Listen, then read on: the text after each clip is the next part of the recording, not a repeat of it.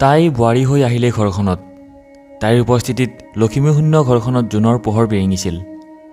আহঁতগুৰিৰ তপন বৰুৱাৰ একমাত্ৰ তথা মৰমৰ সন্তান প্ৰীতমৰ মৰমৰ পত্নীজনী হৈ আহিবৰ দিনাই ঘৰখন যেন পৰিপূৰ্ণ হৈ উঠিছিল।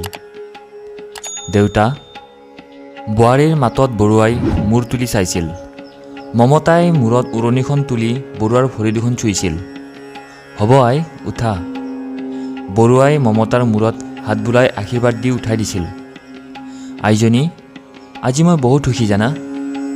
যিদিনাখন প্ৰীতমৰ মাক মৃত্যুৰ কোলাত শুই গৈছিল, সিদিনাৰ পৰাই আমাৰ এই ঘৰখনত আমি মাত্ৰ দুটা প্ৰাণী। আজি তুমি আহি আমাৰ মুখৰ হাঁহি ঘূৰাই দিলা। দেউতা, মই সদায় আপোনাৰ মৰমৰ বোৱাৰীজনী হৈ থাকিব চেষ্টা কৰিম। কথাখিনি কৈ তাই ঘৰত সোমাই গৈছিল। আজি প্ৰীতম আৰু মমতাৰ প্ৰথম নিশা। তাই অধীৰ আগ্ৰহেৰে প্ৰীতমলৈ বাট চাইছে। তাই দেখোন আজি কিবা লাজ লাগিছে। মাহ হালধিৰ গোন্ধ এতিয়াও তাইৰ নাকত লাগি আছে। তাই গাৰুটো সাৱটি শুই আছিলে। তেনেতে তাই অনুভৱ কৰিছিল বিচনাখনত প্ৰীতম আহি বহাৰ। তাইৰ তাৰ মুখলৈ চাবলৈ লাজ লাগিছিল। মমতা, তোমাৰ লগত মোৰ দুটামান কথা আছে। তাই ভাবিলে আজিনো প্ৰীতমৰ কি কথা আছে। থাকিবও পাৰে সিহঁতৰ ভৱিষ্যতৰ কিছুমান পৰিকল্পনা, চুক্তি। তাই উঠি বহিছিল। কোৱা। কথাখিনি কোৱাৰ আগত তোমাক কওঁ, এই কথাখিনি যাতে তৃতীয় ব্যক্তি কোনেও গম নাপায়। প্ৰীতমৰ কথা শুনি তাইৰ বুকুখন কঁপি উঠিছিল। কি কথা ক'ব খুজিছে সি? তথাপি তাই সন্মতি জনালে। হ'ব বাৰু। প্ৰথম কথা হ'ল, মই তোমাক দেউতাৰ সন্মতিতহে বিয়া পাতিছোঁ। মানে হ'ল তোমাক মই বাধ্যত পৰিহি বিয়া পাতিছোঁ। কথাখিনি শুনাৰ লগে লগে তাইৰ চকুৰ পতা ডাঙৰ হৈ গৈছিল। কি বুজাব বিচাৰিছে প্ৰীতমে? মই কাৰোবাক কথা দি থৈছোঁ যে মই তোমাক বিয়াহে পাতিছোঁ সমাজক দেখাই পতি-পত্নী হৈ থাকিম, কিন্তু আমাৰ মাজত কোনো ধৰণৰ দৈহিক সম্পৰ্ক নাথাকিব। মই যি প্ৰতিজ্ঞা কৰিছোঁ সেয়া ভংগ কৰিব নোৱাৰোঁ। গতিকে তুমি এইখন বিচনাত শুৱা, মই কাষৰখনত শুম।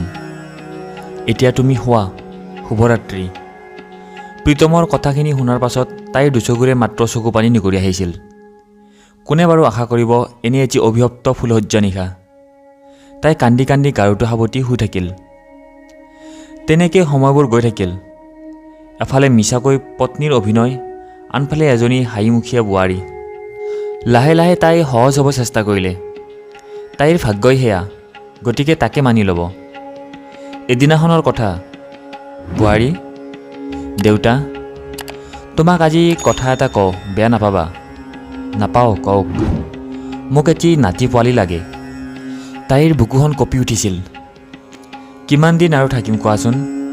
জীৱনৰ বিয়লি বেলাত নাতি পোৱালিৰ লগত উমলিবলৈ বৰ মন গৈছে। তাই ওলাই আহিব লোৱা কান্দোনটি মুখত হেঁচি ধৰি বন্ধ কৰি ঘৰলৈ দৌৰ দিলে। তাই আজি নিৰুপায়। কি কৰিব তাই? ভগৱান তুল্য এজন শহুৰৰ ইচ্ছা তাই কেনেকৈ পূৰণ কৰিব পাৰিব? তাই আজি ৰাতি প্ৰীতমৰ লগত আলোচনা কৰিব। ৰাতি প্ৰীতমে বিচনাখনত পৰিব লৈছিল। তেনেতে মমতাই তাক মাত লগাইছিল। প্ৰীতম, তোমাৰ লগত মোৰ কথা অলপ আছে। কি কথা কোৱা?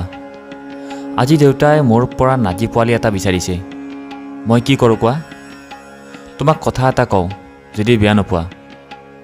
কোৱা, কিন্তু শুনা, মই প্ৰতিজ্ঞা ভংগ কৰিব নোৱাৰোঁ। নালাগে তুমি প্ৰতিজ্ঞা ভংগ কৰিব। তুমি এটা কাম কৰা প্ৰীতম, তুমি তোমাৰ সেই প্ৰেয়সীজনীক ঘৰত লৈ আহা। দেউতাক মই সন্মত কৰাম। আৰু কথা দিছোঁ তোমাক, মই এইখন ঘৰৰ পৰা গুচি যাম। তাই দেখিছিল প্ৰীতমে খিৰিকীখন খুলি দিছিল। ৰাতিৰ আন্ধাৰৰ মাজত বাহিৰত জোনাকী পৰুৱাৰ সভা বহিছিল। চোৱা প্ৰীতম, মিছা অভিনয় আৰু কিমান কৰিম? আৰু এটা কথা, মই আৰু ক'তো বিয়াত নবহোঁ। তোমাৰ এজন ভাল শুভাকাংক্ষী হৈ থাকিম। সি এটা শব্দও ক'ব পৰা নাছিলে। কথাষাৰ তুমি ভাবিবা। শুভৰাত্ৰি। তাইৰ সিদ্ধান্ত জনাই তাই গাৰুটো সাৱটি শুই গৈছিল। আজি ৰাতিপুৱা শুই উঠিয়ে তাই কাপোৰবোৰ এটা বেগত ভৰাইছিল। তেনেতে প্ৰীতম ৰুমত সোমাই আহিছিল। মমতা, তাই কাপোৰবোৰ জাপি গৈছিল। ক'ত যোৱা তুমি? যাম ক'ৰবাত।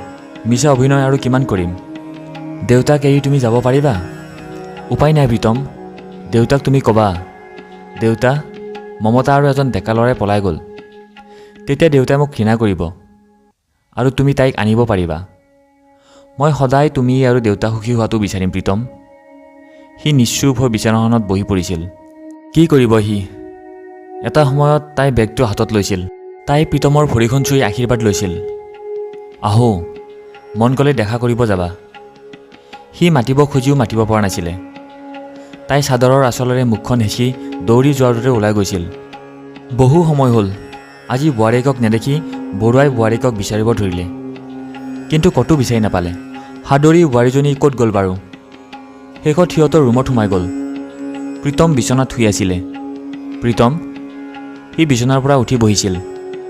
বোৱাৰী ক'ত গ'ল? সি মাত দিব পৰা নাছিলে। তই নামাত যে, ক বোৱাৰী ক'ত গ'ল? মোক খং কৰি ঘৰত গুচি গ'ল আৰু উভতি নাহে হেনো। কি? তেনেতেই সংজ্ঞাহীন হৈ বৰুৱা মাটিত ঢলি পৰিল। দেউতা, দেউতা?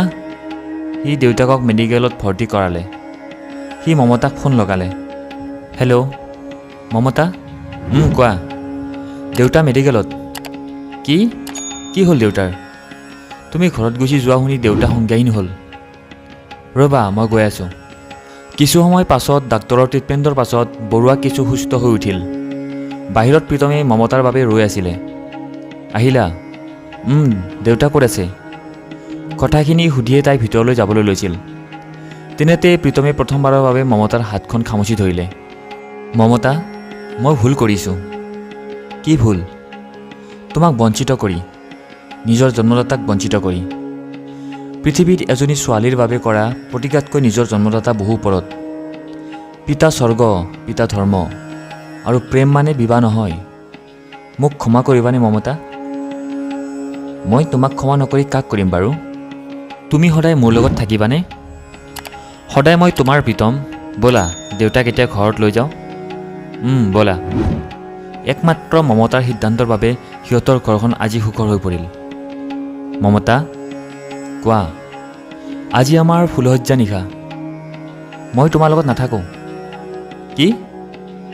কি হ'ল? চকু ডাঙৰ হৈ গ'ল যে? আহা এতিয়া বিচনাত। প্ৰীতমে আনন্দতে মমতাক দাঙি লৈ ঘূৰাই দিলে। মমতাৰ মুখেৰে অনাবিল প্ৰশান্তিৰ হাঁহি ওলাই আহিল। বন্ধু বান্ধৱীসকল, কাহিনীটো কেনেকুৱা পালে কমেণ্ট কৰি জনাব। ভাল লাগিলে লাইক কৰি সকলোকে শ্বেয়াৰ কৰিব। চেনেলটো যদি প্ৰথম চাইছে ছাবস্ক্ৰাইব কৰি ঘণ্টা বুটামটো অন কৰিব নাপাহৰিব। ধন্যবাদ।